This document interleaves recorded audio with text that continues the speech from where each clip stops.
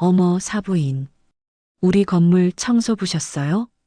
자신이 이 건물의 주인이라도 된 듯 그녀는 예비 사돈을 비웃으며 조롱했습니다. 그리고는 아들에게 전화를 걸었습니다. 당장 파오네. 격떨어지게 청소부가 뭐니? 하지만 그녀는 상상조차 못했습니다. 자신의 목숨줄을 쥐고 있는 사람이 바로 눈앞에 그 초라한 청소부라는 것을. 이제 갑과 을이 뒤바뀌는 세상에서 가장 통쾌한 복수의 이야기가 펼쳐집니다. 오늘도 사연 시작합니다. 며칠 전 아들의 상견례에서 마주한 예비사부인 박선자의 얼굴이 김지숙의 머릿속에서 떠나질 않았습니다. 아, 진짜 머리 아프네. 그 얼굴을 어디서 봤더라? 김지숙이 신경질적으로 관자놀이를 꾹꾹 누르며 중얼거렸어요. 분명히 아는 얼굴인데 왜 기억이 안 나지? 찜찜한 기분을 떨치려 자신이 운영하는 명품 브랜드샵 앞 복도를 거닐면서 휴대폰을 만지작거렸습니다. 바로 그때 복도 저편에서 육중한 청소용 카트가 삐걱거리며 다가왔습니다. 무심코 고개를 든 지숙의 두 눈이 동그랗게 커졌습니다. 익숙한 실루엣의 중년 여성이 허리를 숙여 바닥을 닦고 있었습니다. 지숙의 입에서 자기도 모르게 하는 소리가 새어나왔죠. 소리를 들었는지 청소복 차림의 여성이 천천히 고개를 들었습니다. 며칠 전 고급 한정식 집에서 마주 앉아 어색한 미소를 나누던 바로 그 얼굴, 예비 사부인 박선자였습니다. 그 순간 지숙의 머릿속에서 오래된 기억의 조각들이 번개처럼 스쳐 지나갔습니다. 수십 년 전 시장 좌판에서 악착같이 옷을 팔던 시절, 지숙이 자신의 성공을 위해 무참히 짓밟아 버렸던 바로 그 여자, 박선자였습니다. 상견례 때 기억이 날 듯 말 듯 했던 그 얼굴이 청소부 복장을 한 박선자를 보자 번뜩 떠오른 것이었습니다. 온몸의 피가 차갑게 식는 것 같았습니다. 심장이 발밑으로 곤두박질 치는 기분이었습니다. 선자가 먼저 허리를 펴고 꾸벅 고개를 숙이며 말했습니다. 안녕하세요. 여기서 다 뵙네요. 파도 한 점 일지 않는 호수처럼 고요하고 평온한 목소리였습니다. 마치 선자는 지숙을 전혀 기억하지 못하는 사람 같았습니다. 지숙은 저도 모르게 마른 침을 꿀꺽 삼키며 가슴을 쓸어내렸습니다. 그래, 다행이야. 세월이 얼마나 흘렀는데 날 못 알아보는 게 당연해. 그리고 알아봤으면 상견례장에서 날 가만 안 뒀겠지. 하지만 등골을 타고 흐르는 식은땀은 멈추지 않았습니다. 지숙은 그 공포를 감추기 위해 일부러 더 목에 힘을 주었습니다. 지숙이 두 팔을 교양 있게 팔짱을 끼며 과장된 목소리로 외쳤습니다. 어머나 세상에, 사부인 아니세요? 아니, 우리 건물 청소를 하고 계셨던 거예요? 세상에. 걸레를 쥐고 있던 선자의 손이 순간 멈칫했습니다. 그녀는 천천히 고개를 들어 지숙의 얼굴을 똑바로 마주 보았습니다. 네, 맞습니다. 어머, 저는 여기 1층에서 명품 브랜드샵 운영해요. 왜 한 번을 못 마주쳤지? 근데 조금 그렇네요. 하필 또 이 건물 청소부시라니. 지숙은 거들먹거리며 말했지만 명품 백을 쥔 손끝은 가늘게 떨리고 있었습니다. 선자가 다시 걸레에 묻은 물기를 꽉 짜내며 대답했습니다. 제 손으로 땀 흘려 돈 버는 일이니 부끄러울 것 없습니다. 그래도 그렇지, 체면이라는 게 있잖아요. 곧 우리 민준이 장모가 될 사람이 이걸 우리 아들이 알면 뭐라고 생각하겠어요? 지숙의 목소리가 한 톤 높아지며 날카롭게 복도를 울렸습니다. 선자가 묵묵히 바닥을 닦다 말고 나지막이 입을 열었습니다. 체면보다는 정직하게 사는 게 더 중요하다고 생각합니다만. 어머, 사부인도 참, 꼭 제가 정직하게 안 산다는 뜻으로 들리네요. 아무튼 우리 민준이가 어떤 애인데 예비 장모님이 건물 청소를 하고 계시면 지숙은 말을 잇지 못했습니다. 선자의 눈빛이 조금도 흔들리지 않았기 때문입니다. 오히려 그 눈빛 속에는 알 수 없는 연민과 분노가 담겨 있었습니다. 선자가 허리를 꼿꼿이 펴고 일어서며 물었습니다. 조금 전에 우리 건물이라고 하셨지요? 흥미로운 말씀이시네요. 그 목소리에는 묘한 힘이 실려 있었습니다. 지숙의 심장이 다시 한번 철렁 내려앉았습니다. 선자의 그 평온한 표정 뒤에 거대한 폭풍이 숨어 있음을 직감했습니다. 뭐가 흥미롭다는 말씀이세요? 아닙니다. 그냥 한번 해본 소리입니다. 선자는 그렇게 말하며 청소용 카트를 끌고 돌아서려 했습니다. 지숙이 다급하게 그녀의 팔을 붙잡았습니다. 잠깐만요, 사부인. 선자가 천천히 고개를 돌렸습니다. 그 얼굴에는 여전히 온화한 미소가 걸려 있었습니다. 네, 말씀하세요. 솔직히 저는 이 결혼 다시 생각해 봐야 한다고 생각해요. 아시다시피 우리 민준이는 어디 내놔도 빠지지 않는 아이라서요. 우리 딸이랑 어울리지 않는다는 말씀이신가요? 그럼요. 보시다시피 저는 인맥이 중요한 사업을 하고 있고 민준이도 좋은 집안에서 탐내는 아이인데 지숙이 의기양양하게 자신의 화려한 가게를 턱으로 가리켰습니다. 아, 그러시군요. 선자가 의미심장한 미소를 지었습니다. 그런데 사부인께서는 혹시 이 건물 주인이 누구인지는 알고 계십니까? 지숙의 얼굴에서 웃음기가 싹 가셨습니다. 그런 건 왜 물으시는 건가요? 매달 꼬박꼬박 내시는 임대료는 누구에게 가는지 궁금하지 않으세요? 선자의 목소리는 나긋나긋했지만 그 말은 비수처럼 날아와 지숙의 심장에 박혔습니다. 그런 건 관리사무소에서 다 알아서 처리하죠. 제가 어떻게 알겠어요? 지숙이 어색하게 웃으며 둘러댔습니다. 선자는 더는 묻지 않고 지숙을 한번 지그시 바라보았습니다. 그 미소 띤 얼굴 뒤에 무엇이 숨겨져 있는지 지숙은 감히 짐작할 수 없었습니다. 그럼 수고하십시오. 짧은 인사를 남긴 선자는 미련 없다는 듯 카트를 끌고 복도 모퉁이로 완전히 사라졌습니다.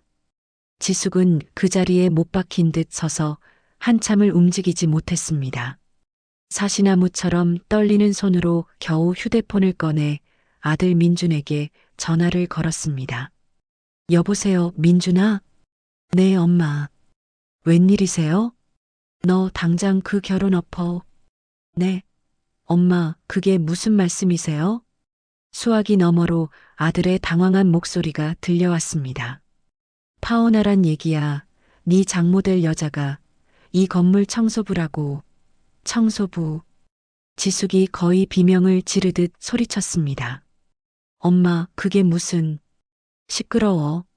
우리가 어떤 집안인데 감히 청소부 집안하고 사돈을 맺어? 당장 헤어지라고. 지숙은 아들의 말이 채 끝나기도 전에 일방적으로 전화를 끊어버렸습니다. 힘이 풀린 다리가 후들거렸습니다.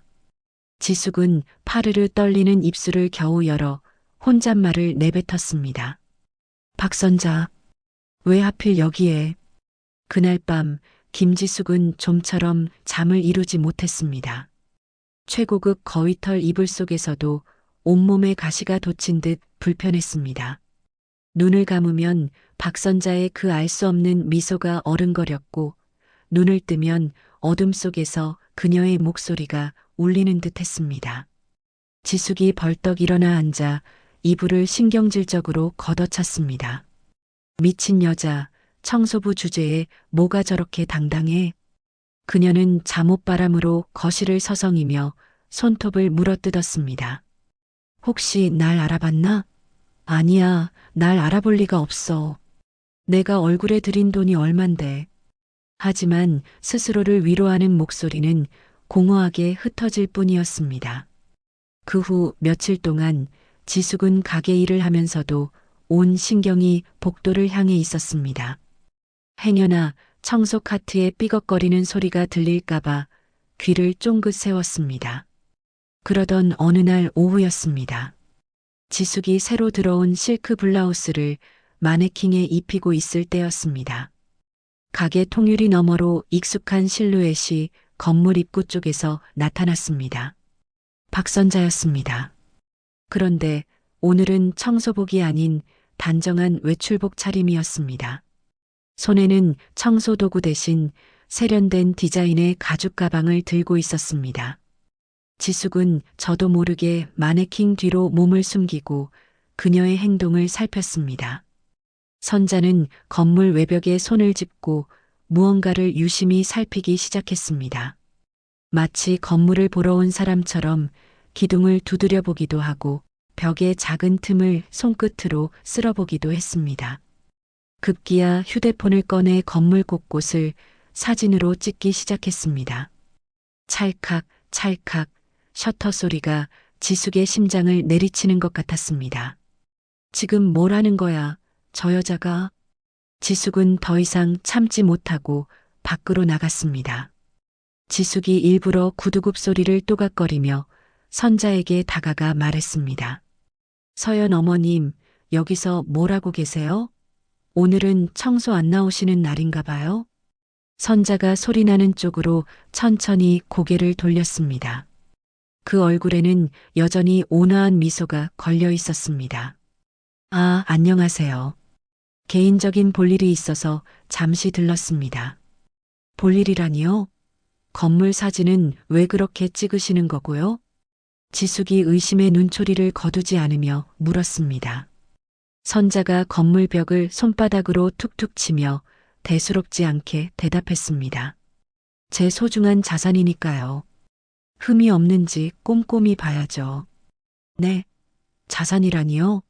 그게 무슨... 아, 제가 일하는 곳이니 제 자산이나 마찬가지라는 뜻입니다. 선자는 그렇게 말하며 품에서 무언가를 꺼냈습니다. 묵직한 금장 만년필이었습니다. 척 보기에도 값비싸 보이는 물건이었습니다. 지숙의 눈이 휘둥그레졌습니다. 선자는 그 만년필로 작은 수첩을 펼쳐 무언가를 기록하기 시작했습니다. 그 모습이 어찌나 자연스러운지 마치 평생 이런 일만 해온 사람 같았습니다. 지숙이 애써 태연한 척하며 그녀의 수첩을 곁눈질했습니다. 선자가 그런 지숙을 지그시 바라보며 말했습니다. 사부인께서는 제가 하는 일이 영 마음에 안 드시나 봅니다. 지난번에도 말씀드렸듯이 우리 집안과는 안 어울린다고 생각해요.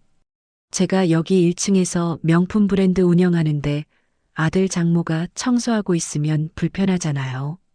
지숙이 쏘아붙이듯 말했지만 선자의 눈빛에 스쳐 지나가는 서늘한 기운을 똑똑히 보았습니다. 그럼 저는 이만 가보겠습니다. 선자는 더 이상의 설명 없이 돌아섰습니다.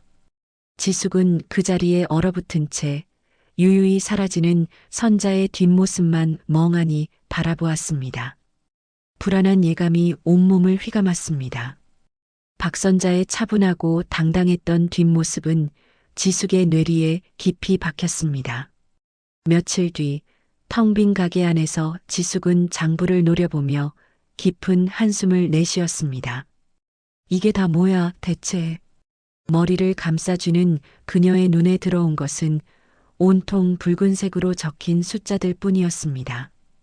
직원 김미란이 먼지 쌓인 계산대 앞에서 눈치를 보며 말했습니다.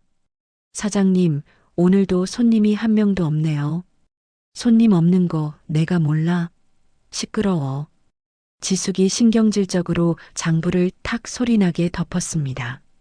바로 그때 가게 문틈으로 우편물 한 통이 툭 떨어졌습니다. 미란이 얼른 편지를 주어 지숙에게 건넸습니다. 사장님, 관리사무소에서 온 것 같아요. 봉투를 뜯는 지숙의 손이 가늘게 떨렸습니다. 내용을 확인한 그녀의 얼굴이 순식간에 새하얗게 질렸습니다. 젠장? 지숙이 편지를 구겨쥐자 미란이 걱정스럽게 물었습니다. 무슨 일인데요, 사장님? 임대료 독촉장이야. 석 달치나 밀렸다고 당장 내놓으래. 네, 석 달이나요? 그래. 관리비까지 합치면 2천만 원이 넘어. 아주 사람을 죽이려고 작정을 했어. 지숙은 고급 가죽 의자에 그대로 주저앉았습니다. 수백만 원짜리 명품들로 가득한 화려한 가게의 실상은 이토록 비참했습니다. 그때 지숙의 휴대폰이 요란하게 울렸습니다. 화면에 뜬 내 아들이라는 글자를 보자 지숙은 급히 표정을 갈무리했습니다. 민준아. 웬일이야? 지숙이 애써 밝은 목소리로 전화를 받았습니다. 엄마, 목소리가 왜 그래요? 어디 안 좋아요? 아니야, 멀쩡해. 서연이가 엄마 걱정을 많이 하던데요. 스트레스 받는 일 있으신 거 아니냐고. 서연이라는 이름이 나오자 지숙의 목소리가 다시 날카로워졌습니다. 걔가 뭘 안다고? 너는 걔 말 듣고 엄마한테 전화했어? 엄마, 왜 그러세요? 서연이는 정말 걱정돼서 그런 거예요. 혹시 서연이 어머니 때문에 그러세요? 지숙의 심장이 덜컥 내려앉는 것 같았습니다. 무슨 소리야, 그게. 파혼하라니까 왜 아직도 만나고 있어? 지숙은 아들의 말이 채 끝나기도 전에 전화를 끊어버렸습니다. 그날 밤 지숙은 결국 잠들지 못하고 어두운 거실을 서성였습니다. 이대로는 안 될 것 같았죠. 결국 그녀는 수화기를 들었습니다. 이 비밀을 아는 유일한 사람에게 전화를 걸어야만 했습니다. 여보세요? 언니 나야. 지수가 이 밤중에 웬일이니? 전화 너머로 잠결인 언니의 목소리가 들려왔습니다. 언니 나 큰일 났어. 나 이제 어떡해? 무슨 일인데 그래? 호들갑은. 가게 월세가 석 달이나 밀렸어. 2천만 원이야, 2천만 원. 지숙의 목소리가 절박하게 떨렸습니다. 어머머, 그걸 어쩌니? 근데 그건 아무것도 아니야. 나 지금 머리 아파 죽겠어. 무슨 일인데? 민준이가 결혼하겠다고 며칠 전에 상견례를 했는데 장모 될 사람이 누군지 알아? 지숙이 소파에 털썩 주저앉으며 말했습니다. 누군데? 박선자야. 시장에 있던 그 박선자. 수화기 너머로 한동안 아무 말이 없었습니다. 설마 너한테 갯돈 떼먹히고 남편까지 죽었다는 그 여자? 그래, 그 여자. 그 여자가 어떻게 내 사돈이 되냐고. 지숙이 머리를 쥐어뜯으며 절규했습니다. 그럼 너 알아봤어? 그 여자가 널 알아봐? 모르겠어. 처음엔 못 알아보는 것 같았는데 요즘 하는 짓이 이상해. 꼭 나를 다 알고 떠보는 것 같단 말이야. 지수가 너 그때 그 갯돈 언니까지 그 소리 할 거야? 그때 그 돈 없었으면 우리 식구 다 길바닥에 나앉았어. 내가 살자고 한 짓인데 뭐가 그렇게 잘못됐어. 지숙의 목소리는 어느새 변명으로 가득 차 있었습니다. 바로 그때였습니다. 밤늦게 퇴근한 민준이 현관 비밀번호를 누르고 조용히 들어섰습니다. 거실 쪽에서 들려오는 엄마의 격앙된 목소리에 민준은 저도 모르게 걸음을 멈췄습니다. 그 박선자가 어떻게 내 사돈이 되냐고. 민준의 얼굴이 굳어졌습니다. 박선자는 분명 서연의 어머니 이름이었습니다. 민준은 숨을 죽이고 어두운 복도에 기댄 채 엿들었습니다. 언니까지 그 소리 할 거야? 그때 시장에서 갯돈 그거 내가 살자고 한 짓인데 뭐가 그렇게 잘못됐어? 시장, 갯돈. 민준의 온몸이 차갑게 얼어붙었습니다. 그 여자가 날 알아본 것 같아서 무서워 죽겠다고. 이 일이 알려지면 민준이 얼굴은 어떻게 봐? 민준은 더 이상 들을 수가 없었습니다. 그는 조용히 현관으로 물러나 마치 방금 들어온 것처럼 다시 문을 열었습니다. 엄마, 저 왔어요. 일부러 큰 소리로 외치자 거실에서 통화를 급히 끊는 소리가 들렸습니다. 곧이어 지숙이 황급히 거실에서 나왔습니다. 우리 아들. 왔어? 지숙의 얼굴은 잔뜩 상기되어 있었습니다. 네. 근데 누구랑 통화하셨어요? 얼굴이 왜 이렇게 빨개요? 민준이 지숙의 얼굴을 살피며 물었습니다. 이모랑. 그냥 날이 더워서 그런가 봐. 지숙이 손부채질을 하며 어색하게 웃었습니다. 민주는 모든 것을 알았지만 아무것도 모르는 척 했습니다. 피곤하네요. 저 먼저 들어가서 쉴게요. 그래, 어서 들어가. 민준이 방문을 닫고 들어가자 지숙은 그제야 안도의 한숨을 내쉬었습니다. 하지만 민주는 침대에 앉아 두 손으로 머리를 감쌌습니다. 어머니의 목소리가 밤새 민준의 귓가에서 떠나지 않았습니다. 시장, 갯돈, 그리고 박선자. 아무렇게나 흩어진 조각들이 머릿속을 어지럽혔습니다. 결국 민주는 동이 트기도 전에 자리에서 일어났습니다. 도대체 무슨 일이 있었던 거야? 민주는 까치발을 하고 거실로 나왔습니다. 어머니는 곤히 잠들어 있었습니다. 민주는 숨을 죽이고 집 안구석에 있는 작은 창고 문을 열었습니다. 오래된 먼지 냄새가 코를 찔렀죠. 어머니가 처녀 시절부터 쓰던 물건들을 모아두는 곳이었습니다. 민주는 손으로 먼지를 털어내며 낡은 상자들을 하나씩 열어보기 시작했습니다. 그러다 세 번째 상자 안에서 낡은 수첩 하나를 발견했습니다. 표지에는 동대문 시장 상인회라는 글씨가 희미하게 적혀 있었습니다.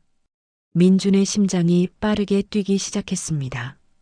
그는 조심스럽게 수첩을 펼쳤습니다. 빼곡하게 적힌 이름들 사이에서 너무나도 선명한 이름 하나가 눈에 들어왔습니다. 박선자. 그리고 그 옆에는 날짜와 함께 갯돈으로 보이는 금액들이 적혀 있었습니다. 그때 수첩 사이에서 낡은 사진 한 장이 툭 떨어졌습니다. 민준이 사진을 주워드는 순간 그는 숨을 멈췄습니다. 앳된 얼굴의 어머니와 지금보다 훨씬 젊은 서연의 어머니가 어깨동무를 하고 환하게 웃고 있었습니다. 세상에 둘도 없는 친구처럼 다정한 모습이었습니다. 엄마가 서연이 어머니랑 친구였다고? 민주는 믿을 수 없다는 듯 사진을 뒤집어 보았습니다. 뒷면에는 풋풋한 글씨체로 이렇게 적혀 있었습니다. 영원한 단짝 김진숙 박선자. 분명히 사진 속 여자는 젊은 시절 엄마인데 자신의 엄마 김지숙이 아닌 김진숙이라고 적혀 있었습니다. 민준의 머릿속이 더욱 복잡해졌습니다. 민준아, 너 거기서 뭐해? 등 뒤에서 들려온 날카로운 목소리에 민준의 어깨가 움찔했습니다. 잠옷바람에 지숙이 귀신처럼 나타나 민준을 노려보고 있었습니다. 엄마, 일어나셨어요? 이 새벽부터 남의 물건은 왜 뒤지고 있어? 지숙의 시선이 민준의 손에 들린 사진에 닿는 순간 그녀의 얼굴이 새하얗게 질렸습니다. 너 그거 어디서 찾았어? 지숙이 득달같이 달려들어 사진을 빼앗으려 했습니다. 이리 내놔. 엄마, 잠깐만요. 민준이 재빨리 몸을 피하며 사진을 등 뒤로 숨겼습니다. 왜 이러세요? 엄마, 이분 서연이 어머니 맞죠? 두 분 친구셨어요? 친구는 무슨 놈의 친구야? 그냥 시장에서 얼굴만 알던 사이였어. 지숙이 새빨개진 얼굴로 소리쳤습니다. 얼굴만 알던 사이인데 사진 뒤에 영원한 단짝이라고 써요? 여기 진숙라는 이름은 엄마 옛날 이름이에요? 시끄러워. 그건 그냥 어릴 때 장난으로 쓴 거야. 지숙의 목소리가 심하게 떨리고 있었습니다. 민준이 단호한 목소리로 말했습니다. 엄마, 저 어젯밤에 통화하시는 거 다 들었어요. 그 말에 지숙의 눈이 공포로 흔들렸습니다. 네가 뭘 들어? 박선자, 시장, 갯돈. 전부 다요. 도대체 무슨 일이 있었던 거예요? 지숙의 얼굴에서 핏기가 완전히 가셨습니다. 뭔 소리야?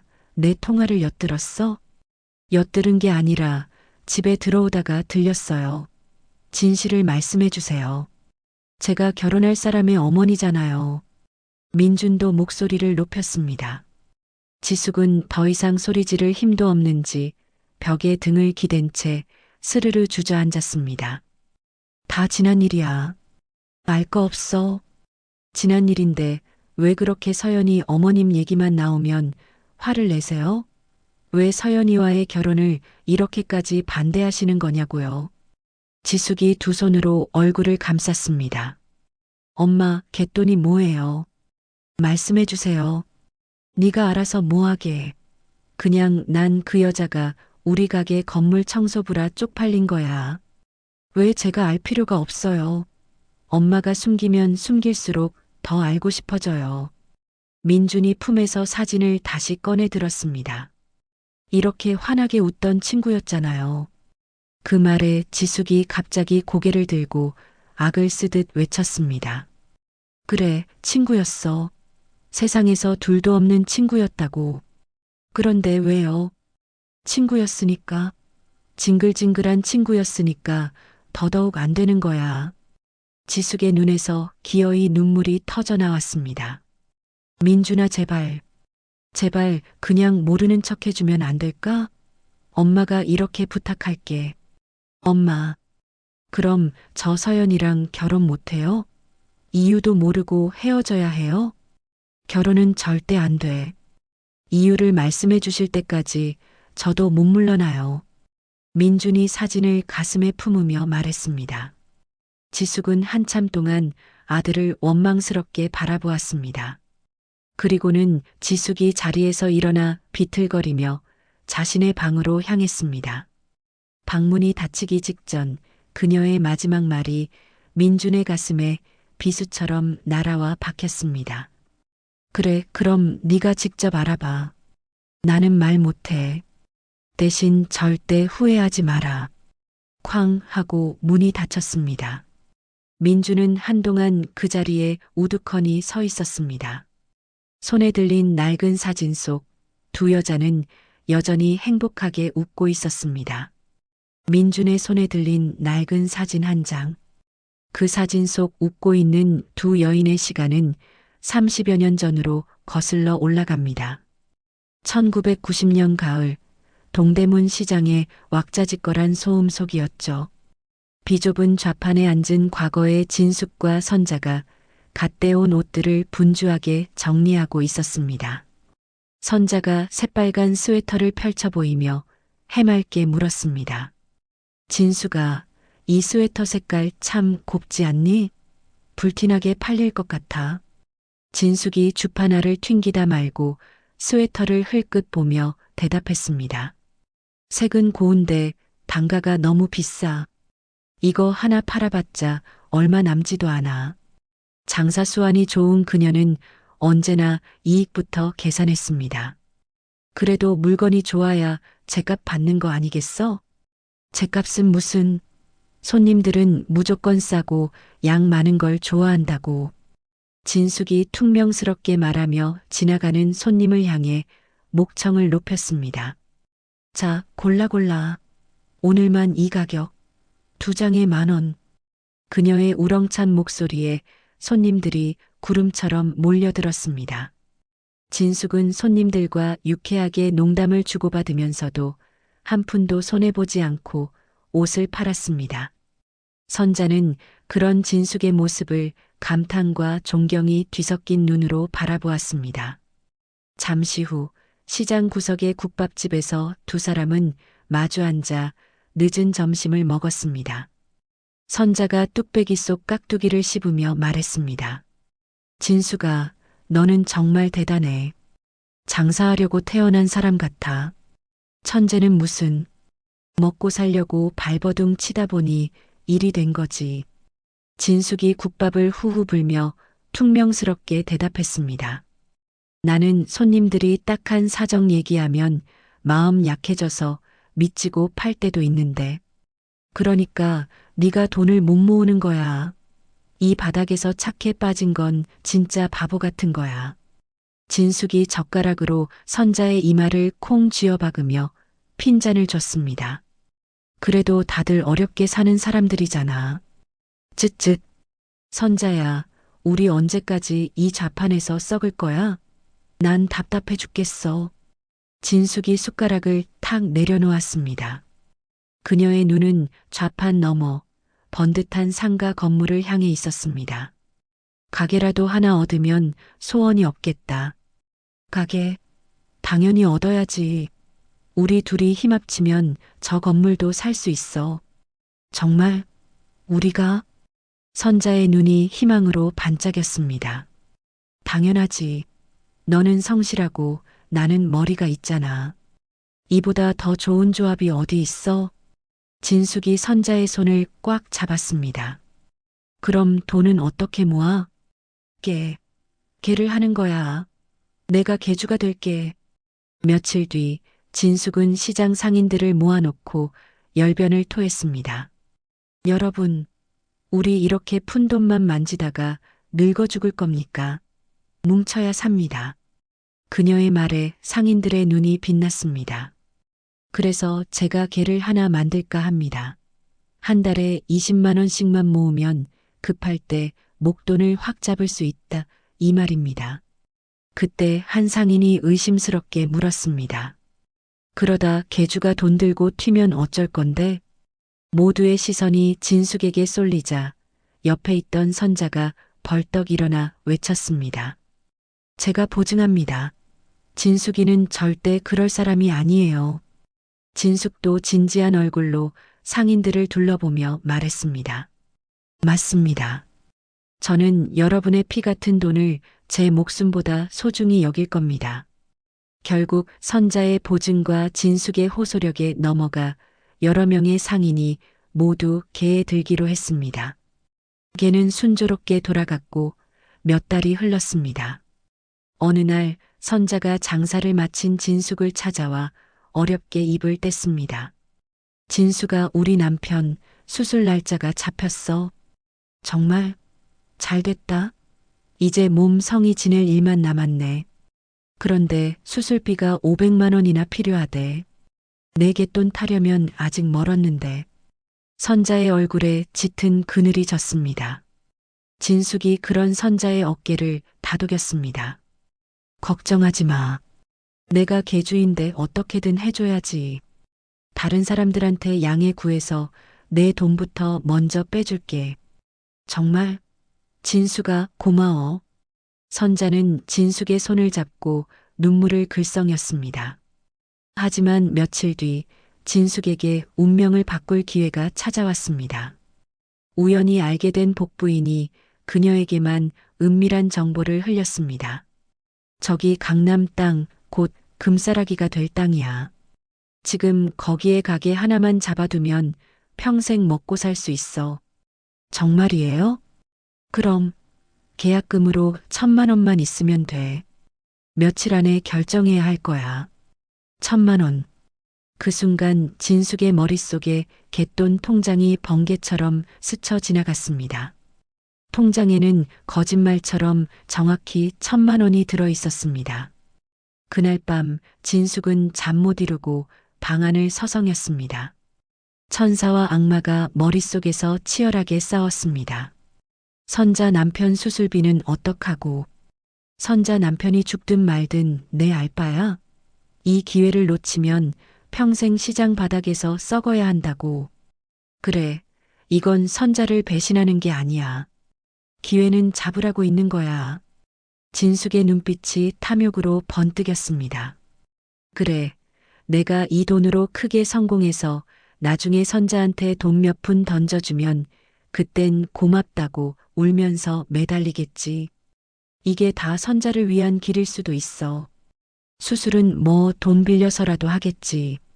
그녀는 달고 다른 개 장부를 펼쳤습니다. 그 위에 적힌 일금 1,000만 원이라는 숫자가 어둠 속에서 탐욕스럽게 빛나고 있었습니다. 진숙의 탐욕이 끓어오르던 바로 그날 새벽이었습니다. 고요를 깨고 대문이 부서져라 쿵쿵 울리는 소리가 들려왔습니다. 진수가, 문 좀 열어봐, 진수가. 애타게 자신을 부르는 목소리는 분명 선자였습니다. 진숙이 잠옷바람으로 뛰쳐나가 문을 열자 넋이 나간 얼굴에 선자가 서 있었습니다. 눈물로 범벅이 된 얼굴은 종이장처럼 하얗게 질려 있었습니다. 선자야, 이게 무슨 일이야, 이 새벽에. 우리 남편이 쓰러졌어. 병원인데 지금 당장 수술해야 한대. 선자가 진숙의 팔을 붙잡고 통곡했습니다. 뭐, 수술 날짜 좀 더 남았잖아. 밤새 아프다고 끙끙 앓다가 숨을 못 쉬어서 업고 뛰었어. 심장이 다 망가졌대. 선자의 목소리는 공포로 갈라져 있었습니다. 그래서 지금 수술하면 괜찮대? 수술만 하면 살 수 있대. 그 개똥 말이야. 지금 빼주면 안 돼? 당장 내일까지 있어야 한다는데. 그 순간 진숙의 얼굴이 싸늘하게 굳어졌습니다. 선자가 진숙의 손을 덥석 잡고 애원하기 시작했습니다. 네가 개주니까 할 수 있다고 했잖아. 제발 우리 남편 좀 살려줘, 진숙아. 선자는 진숙의 발치에 무릎까지 꿇었습니다. 머릿속에서 강남 가게와 선자의 남편이 쉴 새 없이 저울질 당했습니다. 하지만 진숙은 이미 마음을 정한 뒤였죠. 그녀는 선자를 부축해 일으키며 세상에서 가장 인자한 미소를 지었습니다. 일어나, 선자야. 진숙아, 걱정하지 마. 병원에 가 있어. 우리가 어떤 친구인데 내가 시장 사람들한테 양해 구해서 갯돈 빼서 병원으로 갈게. 정말? 정말이지? 그럼 얼른 병원으로 가봐. 내가 오늘 안에 돈 만들어서 꼭 갈게. 진숙은 선자를 꼭 안아주었습니다. 고마워. 진수가 정말 고마워. 이 은혜는 평생 잊지 않을게. 선자는 수없이 고맙다는 말을 남기고 희망을 품은 채 병원으로 달려갔습니다. 선자가 사라지자마자 진숙의 얼굴에서 온기가 싹 가셨습니다. 그녀는 곧장 복부인에게 전화를 걸었습니다. 사장님, 저 진숙이에요. 계약금 오늘 바로 넣을게요. 전화를 끄는 진숙의 눈빛은 얼음장처럼 차가웠습니다. 우정과 의리, 사람의 목숨 따위는 그녀의 성공에 대한 욕망 앞에서 아무것도 아니었습니다. 그날 밤 진숙은 결심을 실행에 옮겼습니다. 미안하다, 선자야. 하지만 내 남편 목숨보다 내 인생이 더 중요해. 그녀는 갯돈 통장에서 1,000만 원 전부를 인출했습니다. 그리고 짐가방을 꾸리는 대신 책상에 앉아 태연하게 편지를 썼습니다. 눈물 자국까지 일부러 만들면서 말이죠. 선자에게. 선자야, 정말 미안해. 내가 사실은 사기를 당했어. 더 큰 돈을 불려주겠다는 말에 속아 갯돈 전부를 날렸어. 너랑 시장 사람들 얼굴을 볼 면목이 없어. 차라리 죽고 싶지만 그럴 용기도 나지 않아. 미안해, 정말로. 진숙은 심지어 그럴싸한 가짜 투자 계약서까지 만들어 편지 옆에 두었습니다. 자신 역시 피해자인 것처럼 위장하기 위해서였습니다. 어둠이 가장 짙게 깔린 새벽 4시. 진숙은 돈가방 하나만 든 채 뒤도 돌아보지 않고 어둠 속으로 사라졌습니다. 다음 날 아침 밤새 남편 곁을 지키다 진숙이 연락이 되지 않자 선자가 진숙의 집을 찾았습니다. 진숙아, 나왔어. 돈은 준비됐어? 하지만 대문은 활짝 열려 있었고 집안은 텅 비어 있었습니다. 선자는 책상 위에 놓인 편지를 발견하고 떨리는 손으로 펼쳐들었습니다. 이게 무슨 소리야? 선자의 손에서 편지가 힘없이 떨어졌습니다. 사기, 돈을 다 날렸다고? 선자는 그 자리에 주저앉아 한참을 움직이지 못했습니다. 정신을 차린 그녀가 비틀거리며 병원으로 달려갔습니다. 선생님, 우리 남편 돈을 구하지 못했어요. 수술 먼저 해주시면 안 될까요? 어떻게든 제가 수술비는 마련해 올게요. 의사가 고개를 저으며 말했습니다. 보호자님, 안타깝지만 그렇게는 어렵습니다. 제발 부탁드립니다. 죄송합니다, 보호자님. 그 후 며칠간 선자는 남편의 손을 잡고 밤낮으로 기도했지만 남편의 상태는 급격히 나빠졌습니다. 여보, 미안해. 나 때문에. 당신 잘못 아니야. 울지 마. 남편은 그것을 마지막으로 더는 눈을 뜨지 못했습니다. 차가워진 남편의 시신을 끌어안고 선자는 목 놓아 울었습니다. 남편의 장례식 내내 선자는 영정 사진만 멍하니 바라보았습니다. 뜨거운 눈물은 모두 마르고 그 자리에는 배신에 대한 차갑고 단단한 증오가 뿌리내리기 시작했습니다. 남편의 장례를 기점으로 두 여자의 운명은 빛과 그림자처럼 완전히 갈라졌습니다. 한 사람은 배신의 대가로 얻은 돈 위에서 화려한 성을 쌓아 올렸고 다른 한 사람은 잿더미 속에서 복수의 칼날을 갈기 시작했죠. 진숙은 도망치듯 서울로 올라와 얼굴의 촌스러운 분위기를 바꾸기 위해 성형외과로 향했습니다. 그리고는 김진숙이라는 이름을 김지숙으로 개명했죠. 그녀는 훔친 갯돈 1,000만 원을 들고 망설임 없이 압구정의 상가를 계약했습니다. 사장님, 정말 운이 좋으시네. 여기가 곧 서울의 중심이 될 겁니다. 복부인의 말대로 강남 개발붐이 일면서 지숙의 가게는 날개를 단 듯 승승장구했습니다. 어머, 사장님, 이 원피스 너무 예쁘다. 이거 이태리 거죠? 가게를 찾은 사모님이 화려한 원피스를 만지작거리며 물었습니다. 지숙이 눈 하나 깜짝하지 않고 활짝 웃으며 대답했습니다. 물론이죠, 사모님. 이탈리아 장인이 한 땀 한 땀 만든 거예요. 딱 하나 남았어요. 어머, 정말? 그럼 당장 주셔요. 얼마예요? 사모님께만 특별히 50만 원에 드릴게요. 동대문에서 5만 원에 떼온 옷이었습니다. 첫 손님을 보낸 지숙은 돈다발을 손에 쥐고 만족스러운 미소를 지었습니다. 같은 시각 선자는 갓난아기 서연을 등에 업고 허름한 빌딩의 계단을 닦고 있었습니다.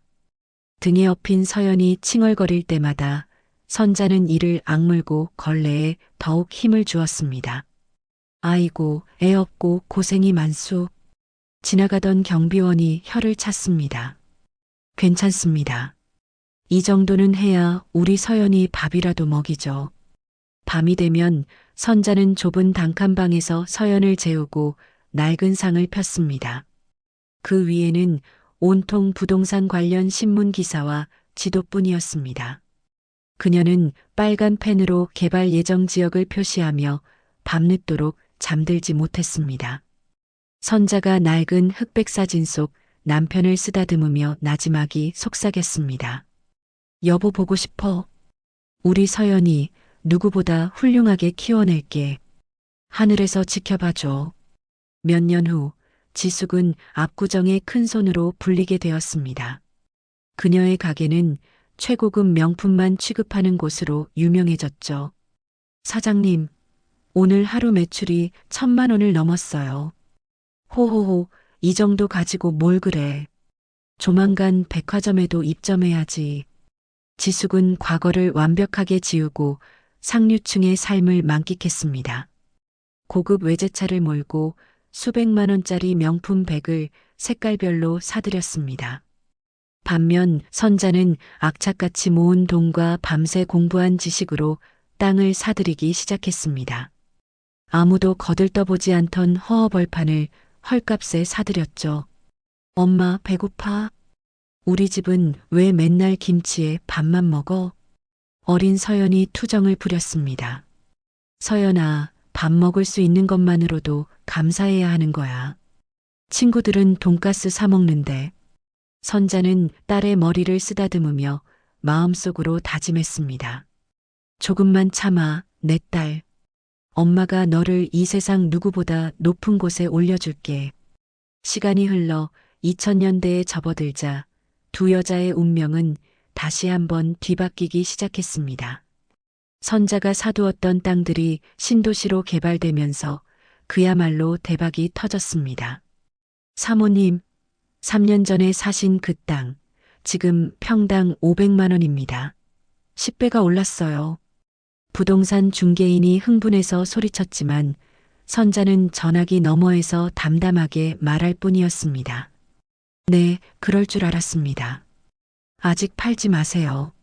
하지만 지숙의 사업은 내리막길을 걷고 있었습니다. 인터넷 쇼핑몰이 등장하며 사람들은 더 이상 비싼 그녀의 가게를 찾지 않았습니다. 사장님, 이러다 우리 가게 망해요. 우리도 온라인 판매를 시작해야. 시끄러워. 어디옷 같지도 않은 싸구려를 인터넷으로 파는 것들이랑 나를 비교해. 지숙은 시대의 흐름을 읽지 못하고 오만함에 빠져 있었습니다. 그녀는 여전히 밤마다 고급 술집에서 돈을 물쓰듯 쓰며 허세를 부렸습니다. 걱정 마. 돈이란 건 말이야. 써야 들어오는 거야. 그동안 선자는 단 하루도 복수를 잊은 적이 없었습니다. 사람을 고용해 김진숙이라는 여자를 수소문했지만 그녀는 이미 세상에 없는 사람이 되어 있었습니다. 여보, 진숙이를 꼭 찾아야 하는데 대체 있는 거지. 진짜 죽은 거야? 아니면 이름 바꾸고 숨어 지내는 걸까? 그렇게 수십 년의 세월이 흘렀습니다. 한때 시장 좌판의 동업자였던 두 여자는 이제 겉과 속이 완전히 뒤바뀐 모습으로 서로를 모른 채 살아가고 있었습니다. 한 명은 속은 텅 빈 채 화려한 껍데기만 남았고 다른 한 명은 남루한 옷 속에 거대한 부와 복수심을 감추고 있었습니다. 그렇게 서로 다른 삶을 살던 두 여자의 운명의 실이 2024년 봄에 이르러 마침내 다시 얽히기 시작했습니다. 어느 날 아침 선자는 늘 그랬듯 신문의 부동산 면을 꼼꼼히 살피고 있었어요. 그러다 한 경매 공고에 그녀의 시선이 얼음처럼 박혔습니다. 압구정 로데오 거리 핵심 상권 빌딩, 경매 시작가 150억. 선자의 입가에 희미한 미소가 떠올랐습니다. 수십 년간 쌓아 올린 부는 그녀에게 이런 기회를 잡을 자신감을 주기에 충분했죠. 며칠 후 경매장은 돈 냄새를 맡고 몰려든 사람들로 북적였습니다. 선자는 그 소란 속에서도 연꽃처럼 고요히 앉아 있었습니다. 170억, 175억 나왔습니다. 사람들의 고성이 오가며 열기가 달아올랐지만 선자는 미동도 하지 않았습니다. 마치 이 모든 상황이 자신과는 상관없다는 듯이 말이에요. 경매사가 새로운 호가를 외치려는 순간 선자가 처음으로 나지막이 입을 열었습니다. 185억. 그녀의 차분한 목소리에 시끄럽던 경매장이 순간 조용해졌습니다. 더 이상 아무도 그녀의 위를 넘보지 못했습니다. 185억. 낙찰되었습니다.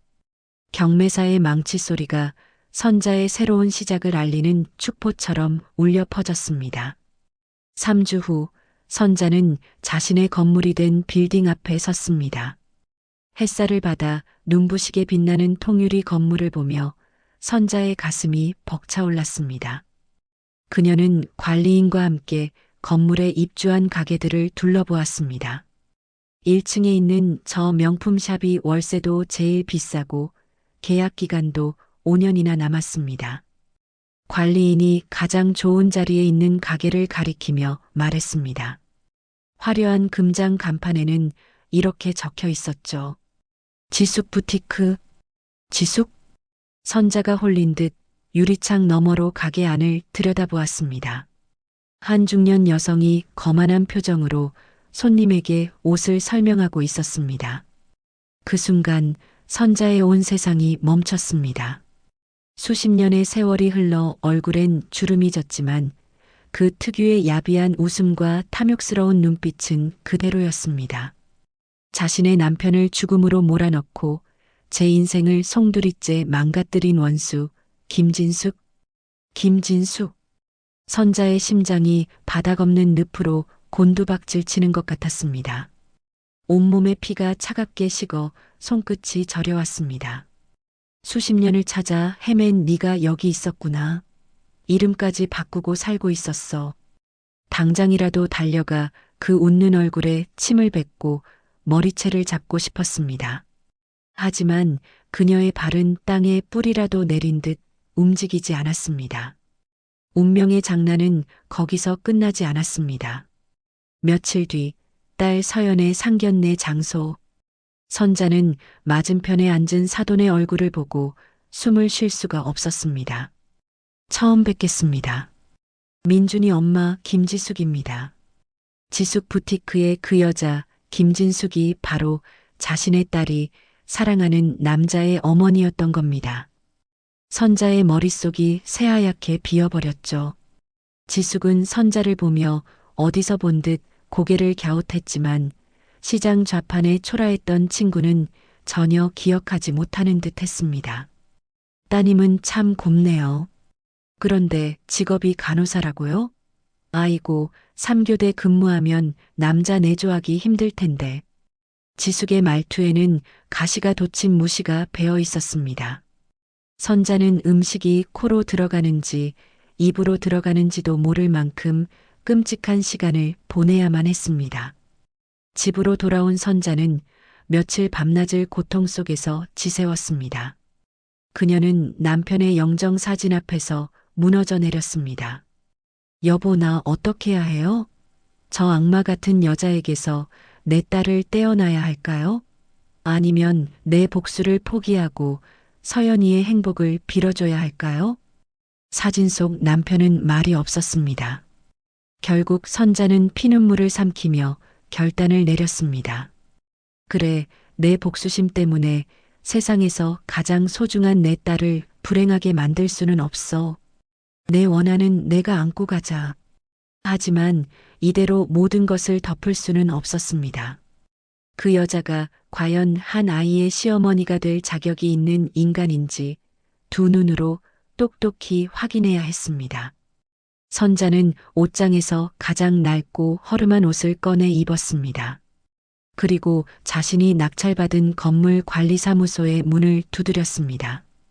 여기 며칠 동안 1층은 제가 청소하려고 합니다.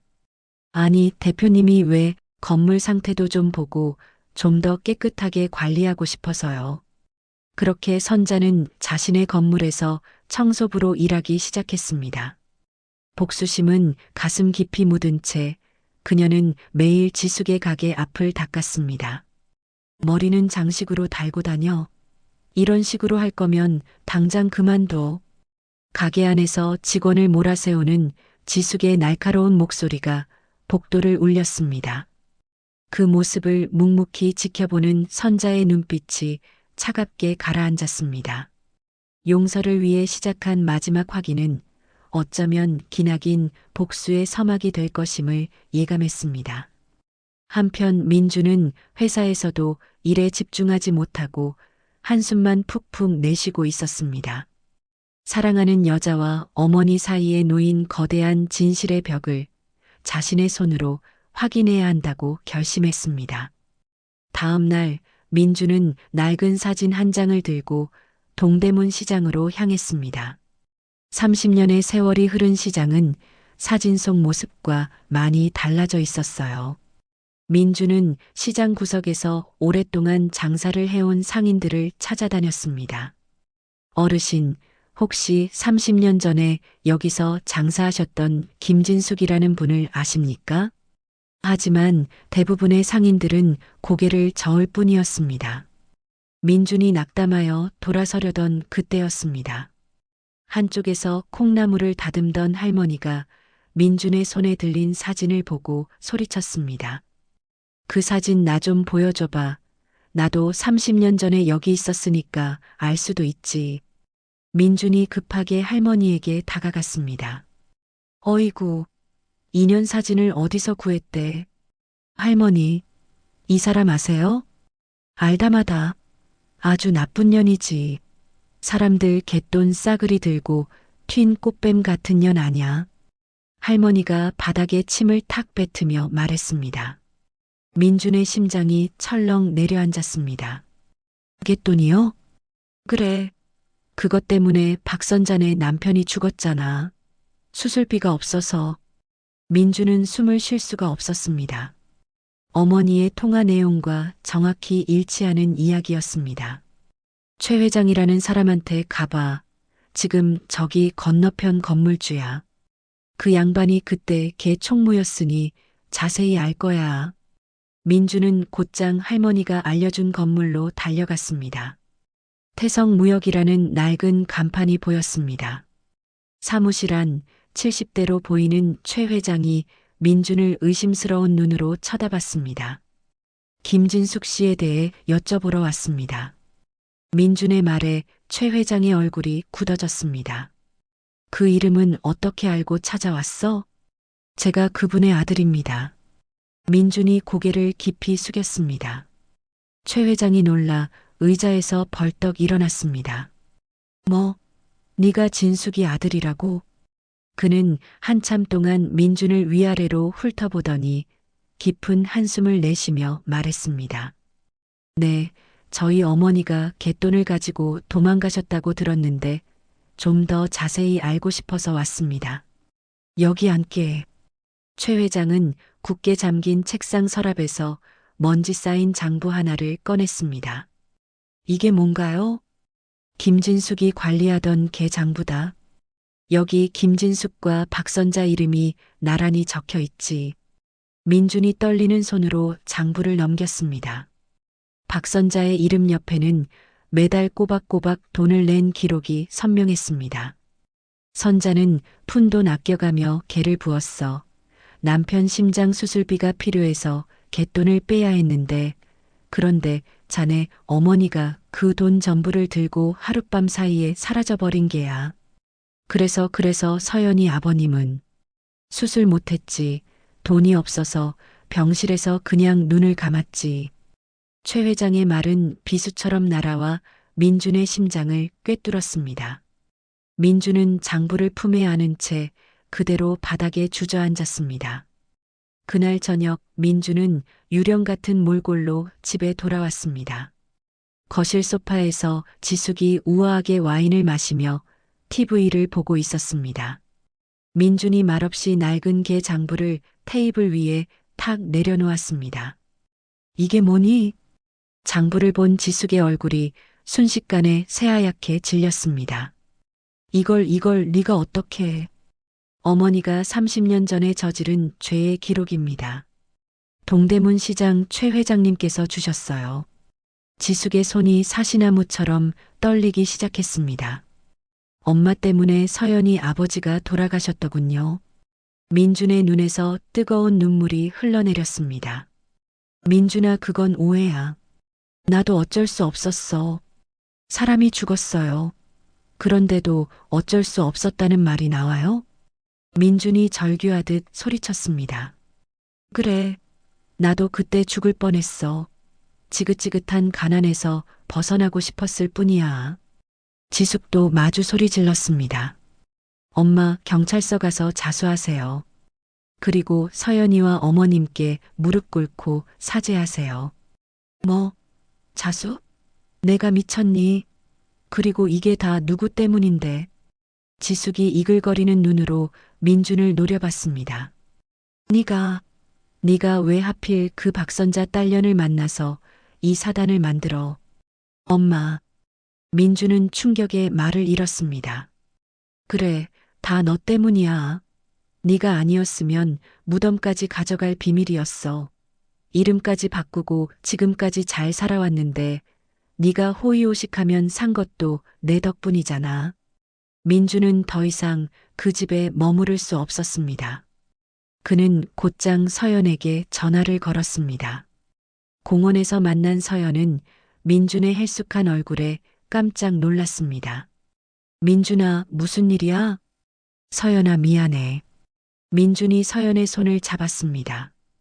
그의 손은 얼음장처럼 차가웠습니다. 우리 엄마가 서연이 아버지께 씻을 수 없는 죄를 지었어.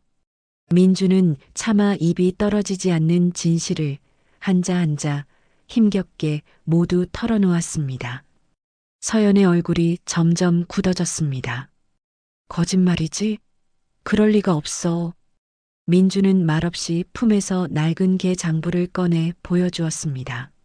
서연은 한참 동안 아무 말이 없었습니다. 집에 가볼게. 서연이 호옷 한 장 걸친 사람처럼 떨며 일어섰습니다. 집에 도착하자 선자가 저녁 식사를 준비하고 있었습니다. 엄마, 여기 와서 앉아봐. 서연의 목소리는 유리처럼 차가웠습니다. 딸의 심상치 않은 분위기에 선자가 놀라 국자를 내려놓았습니다. 왜 그래, 내 딸. 무슨 일이야? 민준 씨 어머니가 우리 아빠 돌아가시게 한 사람이라며? 선자의 손에서 들고 있던 접시가 바닥으로 떨어져 산산조각이 났습니다. 서연아, 엄마, 이제 다 말해줘. 30년 전에 대체 무슨 일이 있었던 건지. 선자가 소파에 주저앉았습니다. 길고 긴 침묵 끝에 그녀가 마침내 입을 열었습니다. 그래, 엄마가 전부 다 말해줄게. 딸 서연에게 30년의 한을 모두 털어놓은 그날 밤, 선자는 눈물을 흘리는 딸의 손을 잡고 말했습니다. 그래서 엄마는 그냥 조용히 덮으려고 했어. 네가 사랑하는 사람의 엄마니까 내 행복이 엄마의 한보다 100배 1000배는 더 중요하니까. 선자의 목소리는 애써 담담했지만 끝이 가늘게 떨리고 있었습니다. 하지만 그런 악독한 여자에게 내 딸을 그냥 보낼 수는 없어서 며칠 동안 그 건물의 청소부인 척 그 여자를 지켜봤단다. 사람은 쉽게 변하지 않더구나. 여전히 오만하고 약한 사람을 아무렇지 않게 짓밟는 그런 여자였어.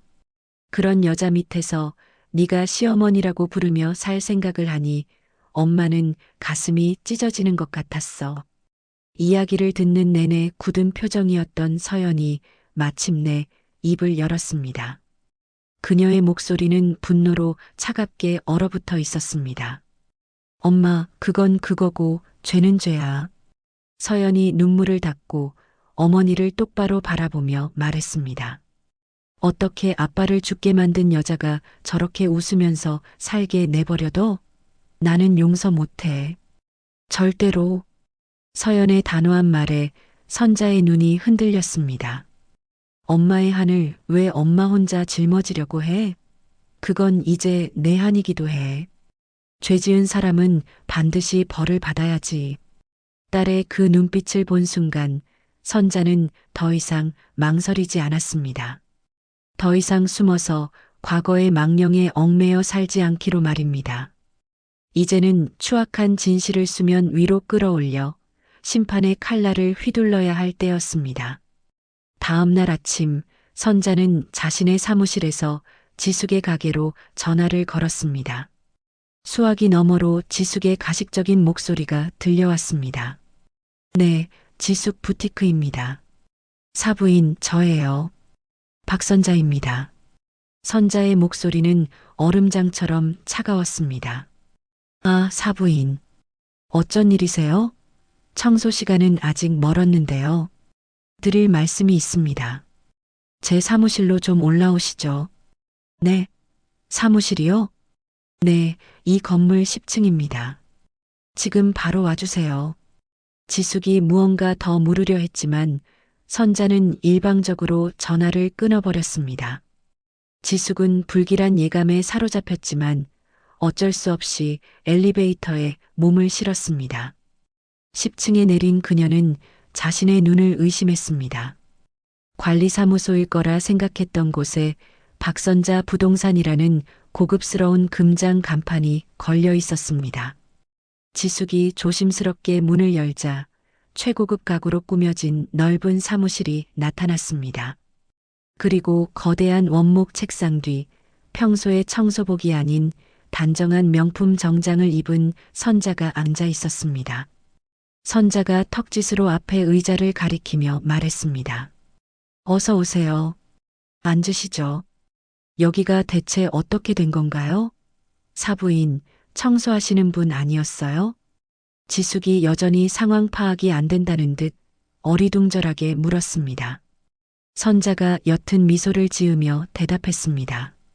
청소부는 당신을 가장 가까이서 지켜보기 위한 제 가면이었습니다.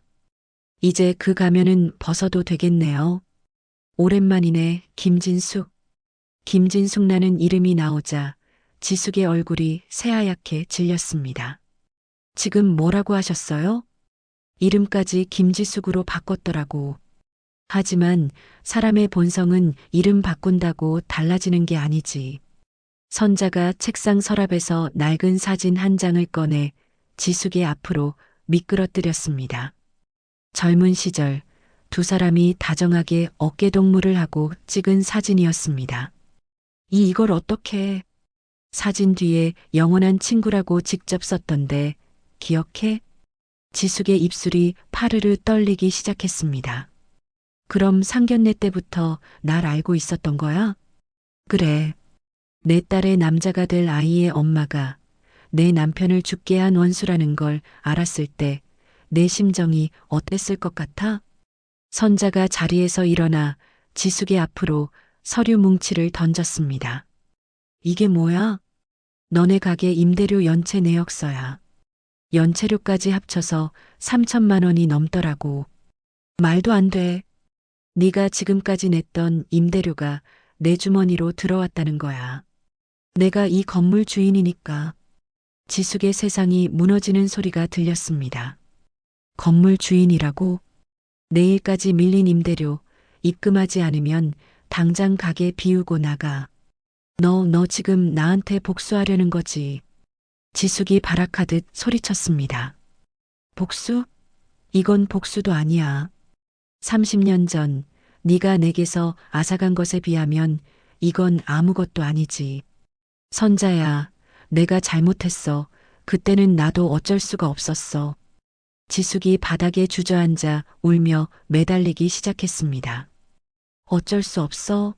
내 욕심 때문에 한 가정을 파탄내고 내 남편을 죽게 만든 게 어쩔 수 없는 일이었어? 바로 그때 사무실 문이 벌컥 열렸습니다. 민준이 들어오고 있었습니다. 민준아, 네가 여긴 어떻게? 민준은 지숙을 지나쳐 곧장 선자의 앞에 섰습니다. 그리고는 90도로 허리를 숙였습니다. 어머님, 죄송합니다. 제 어머니가 저지른 모든 죄를 제가 대신 사죄드립니다. 민준아, 너 지금 뭐 하는 거야? 일어나. 지숙이 기겁하며 아들을 말렸습니다. 엄마도 제발 용서를 구하세요. 제발이요. 민준의 말에 지숙은 실성한 사람처럼 웃기 시작했습니다. 이제 와서 그게 다 무슨 소용이야. 그때 사무실 문이 다시 한번 열렸습니다. 서연이 차가운 얼굴로 들어섰습니다. 어머님, 서연을 본 선자의 눈에 눈물이 맺혔습니다. 서연은 민준을 향해 돌아섰습니다. 민준아, 미안해. 서연아, 제발. 우리 여기까지인 것 같아. 어떻게 내 아버지를 죽게 한 사람의 아들과 평생을 함께 하겠어? 서연의 단호한 목소리가 지숙의 심장에 비수처럼 꽂혔습니다. 자신의 죄 때문에 아들의 행복까지 산산조각 나는 순간이었습니다. 그녀는 바닥에 엎드려 짐승처럼 울부짖기 시작했습니다. 30년 동안 쌓아 올린 거짓의 성이 마침내 처절하게 무너져 내리고 있었습니다. 바닥에 주저앉아 짐승처럼 울부짖던 지숙의 울음소리가 거짓말처럼 뚝 그쳤습니다. 사무실 안에는 잠시 숨막히는 정적이 흘렀죠. 지숙이 천천히 고개를 들었습니다. 눈물로 얼룩진 그녀의 얼굴에 기괴한 미소가 번지기 시작했습니다. 하하하. 그녀는 무언가에 홀린 사람처럼 웃음을 터뜨렸습니다. 그 웃음소리는 처절하기보다는 섬뜩해서 방 안의 모든 사람들을 얼어붙게 만들었습니다. 민준이 겁에 질린 목소리로 물었습니다. 엄마 왜 웃으세요? 웃기잖아. 이 상황이 너무 웃기지 않니? 지숙이 비틀거리며 자리에서 일어났습니다. 그녀는 더 이상 울고 있지 않았습니다. 눈빛은 광기로 번뜩였습니다. 선자가 차갑게 물었습니다. 뭐가 그렇게 웃기다는 거야? 너, 바로 너 말이야, 박선자. 지숙이 손가락으로 선자를 똑바로 가리켰습니다. 30년, 자그마치 30년이야. 아주 대단한 집념 나셨네. 일부러 이 건물도 산 거지? 내가 있는 줄 알고. 지숙이 스스로 의자에 털썩 앉으며 말했습니다. 이 정도가 복수가 아니라고?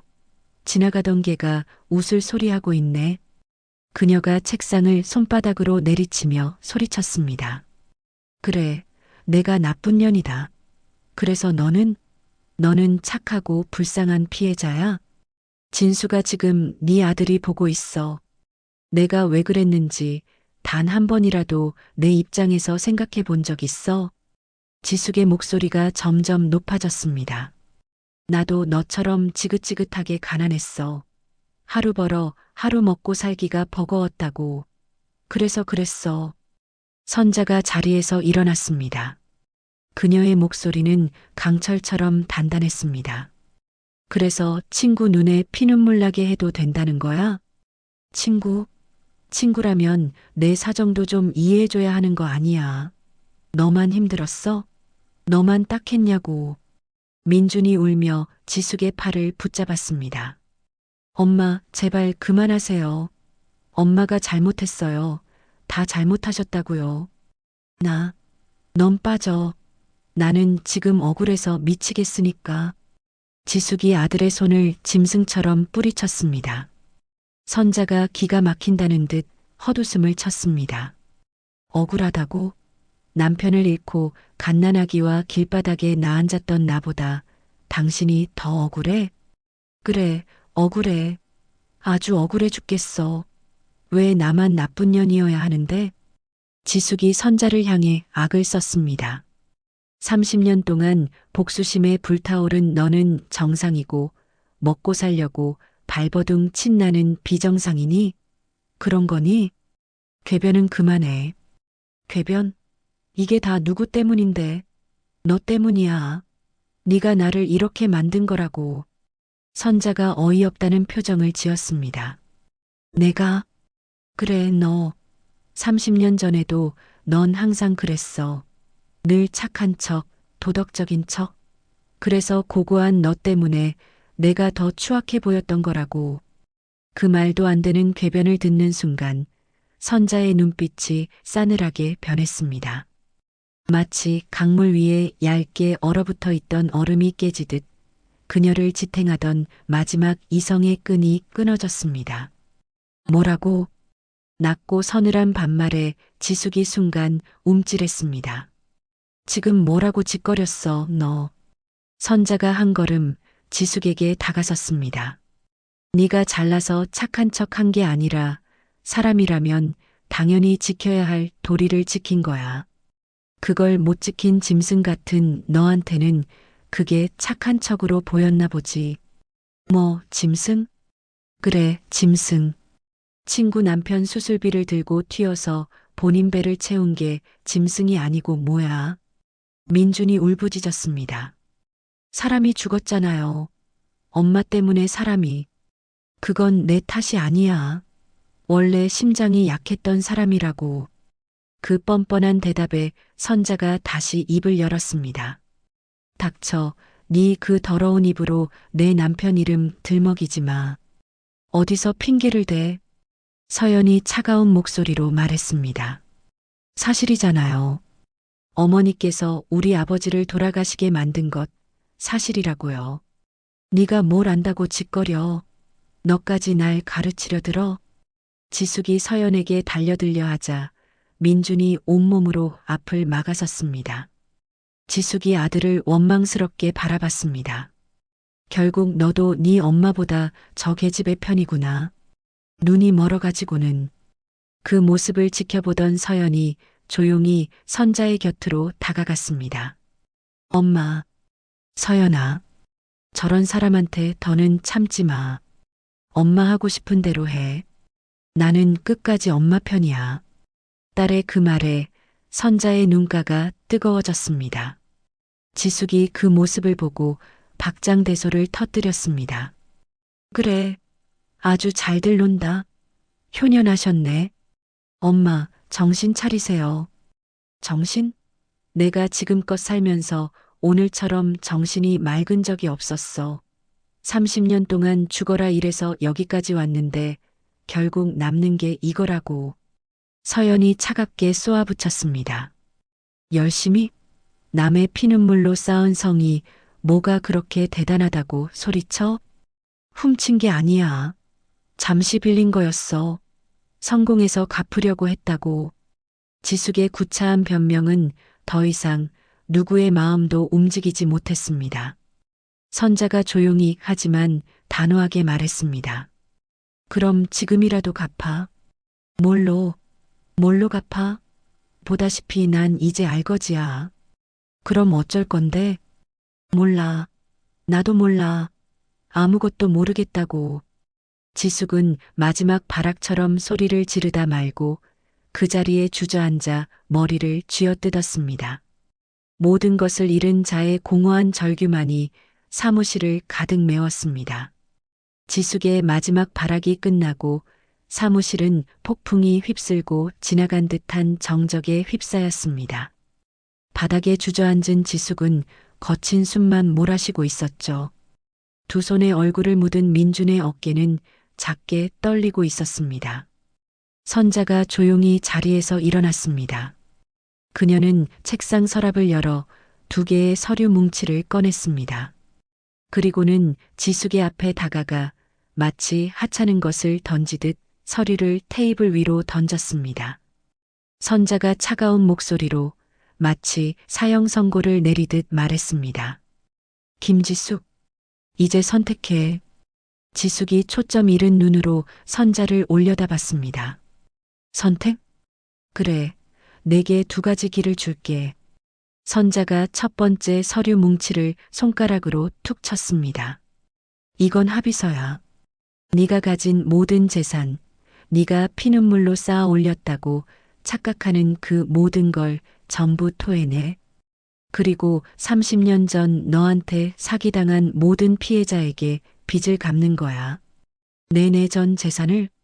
그리고 3년간 동대문 시장 바닥에서 밥 굽는 노인분들한테 무료 급식 봉사를 해. 네가 다른 사람들에게 상처 줬던 바로 그곳에서 네 죄를 씻으라는 말이야. 선자가 이어서 2번째 서류 뭉치를 지숙의 눈앞에 흔들었습니다. 그리고 이건 고소장이야. 고소? 횡령, 사기. 30년이 지났지만 증인도 증거도 차고 넘쳐. 공소시효? 어떻게든 되살려 볼 생각이니까 걱정 말고. 지숙의 얼굴이 파랗게 질렸습니다. 감옥에 가라는 소리야? 그래. 최소 3년은 콩밥 먹을 각오해야 할 거야. 그리고 나는 최고 로펌 변호사를 사서 네 재산 그냥 두진 않을 거야. 모조리 빼앗아서 다 돌려줄 거야. 너한테 피해본 사람들한테. 선자의 목소리에는 일말의 동정도 없었습니다. 지숙이 2 서류를 번갈아 보며 중얼거렸습니다. 이것도 지옥이고 저것도 지옥이잖아. 그래, 지옥이야. 30년 전 네가 내게 선물했던 바로 그 지옥. 선자가 지숙을 똑바로 내려다보며 말했습니다. 그리고 네 아들을 봐서 이 정도 선택지를 주는 거야. 그때 고개를 숙이고 있던 민준이 입을 열었습니다. 목소리는 눈물에 잠겨 심하게 갈라져 있었죠. 엄마 합의서에 사인하세요. 민준아, 제발이요.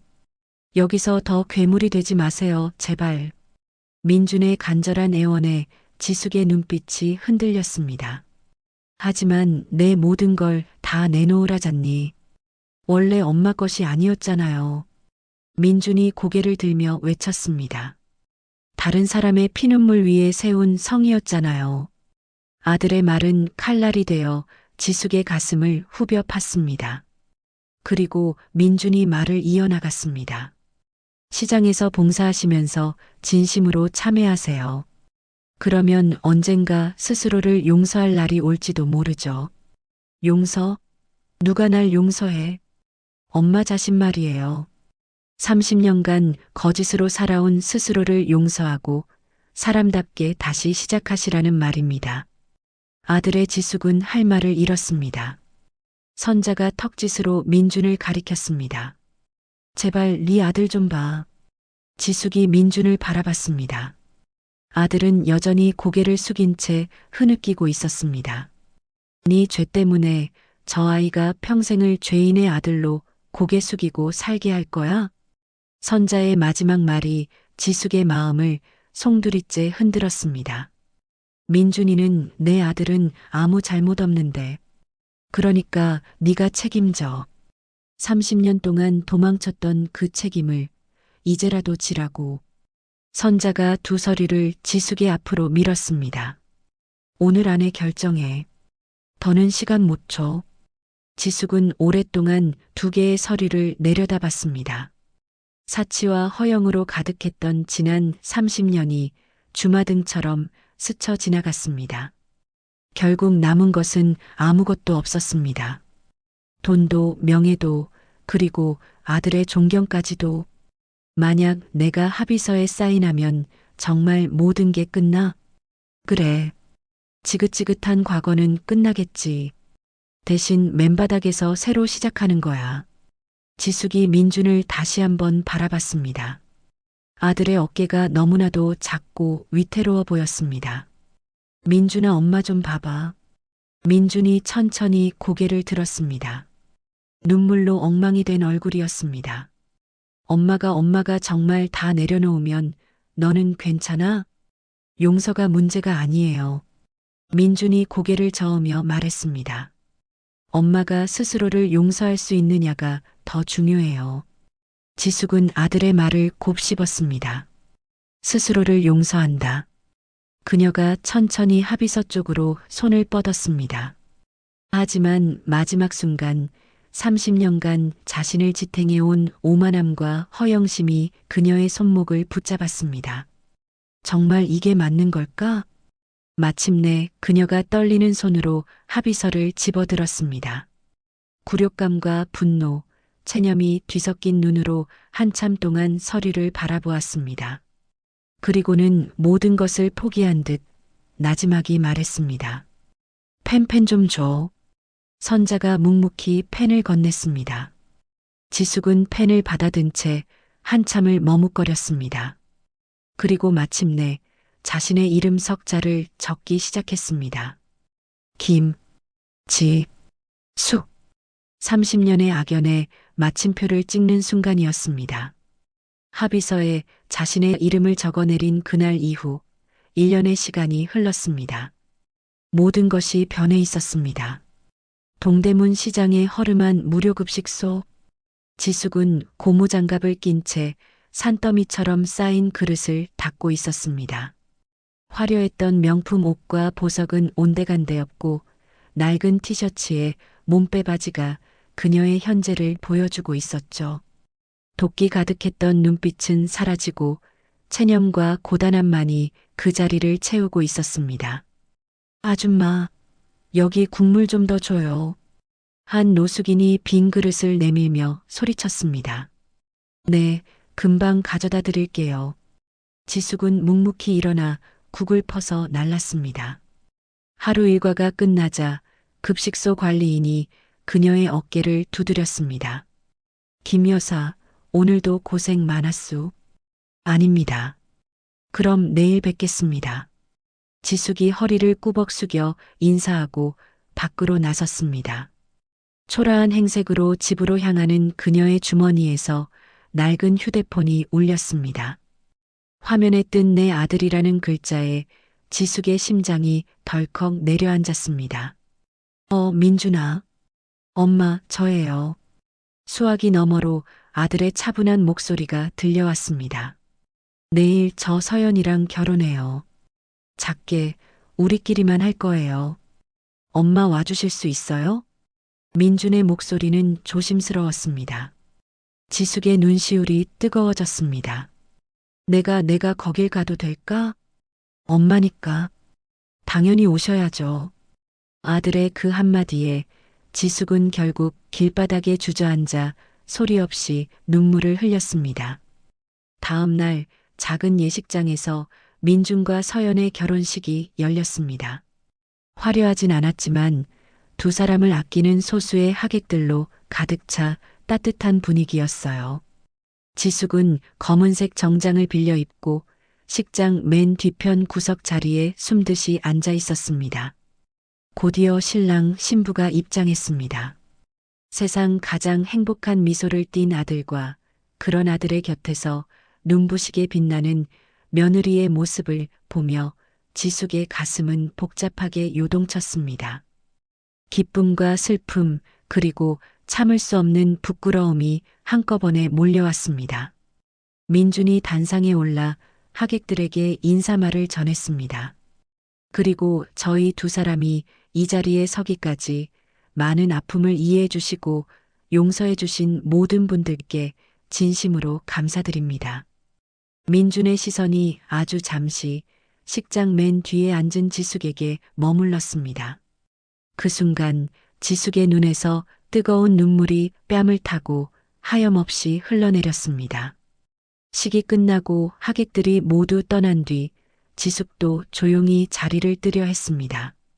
어머니, 등 뒤에서 들려온 목소리에 지숙의 발걸음이 멈췄습니다. 웨딩드레스를 입은 서연이 그녀의 앞에 서 있었습니다. 서연아, 축하한다. 예쁘구나.